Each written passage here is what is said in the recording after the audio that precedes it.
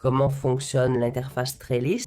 Voici l'interface complète de Trellis. Comme vous pouvez le voir à l'écran, on va examiner chaque section étape par étape. Ici, on a d'abord la section pour mettre une seule image d'un angle ou l'option multiples images. Ça permet d'ajouter plusieurs images sous différents angles et perspectives pour que l'IA comprenne mieux notre objet et génère toutes les vues au lieu d'imaginer à partir d'une seule image ce qu'il y a derrière cette image. C'est fascinant car c'est l'avenir de la modélisation. On donne divers angles et vues et on obtient un modèle détaillé exactement comme on le souhaite. Bref, ce sont les deux sections principales, mais il y a aussi d'autres options. D'abord, ces trois ici, qui permettent de télécharger une image qu'on a sur notre bureau, prendre une photo avec notre appareil pour capturer un objet qu'on a, par exemple en réalité, ou coller depuis le presse-papier.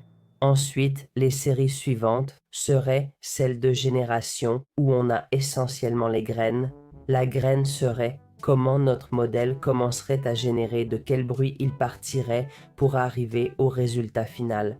Avec une graine aléatoire, chaque fois qu'on génère, ça part d'un point différent, donc le résultat varie un peu. Si on garde la même graine, ça partirait toujours du même point, donc le résultat serait très similaire à chaque fois, mais on pourrait changer la graine manuellement. Ensuite, on aurait les étapes, soit l'étape 1 et l'étape 2. D'abord, nous aurions l'étape 1, la génération de la structure. Ici, nous définissons la force de guidage, c'est-à-dire la fidélité au modèle fourni. L'image donnée sert de base pour générer cette première structure et on choisit le nombre d'étapes pour y parvenir. Plus on en met, meilleure sera la qualité de la structure, mais plus long sera le processus. Plus la force de guidage est élevée, plus fidèle sera le résultat. Moins elle l'est, plus le résultat sera créatif.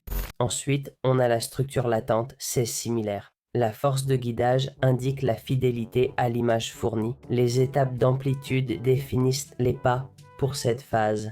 Enfin, l'algorithme multimatch, c'est la multidiffusion pour des résultats plus cohérents et complexes, ou le stochastique pour des résultats plus aléatoires. On pourrait dire, voilà, toutes les options dans cette application pour générer des modèles 3D à partir d'images. Vous savez maintenant utiliser et ajuster l'interface.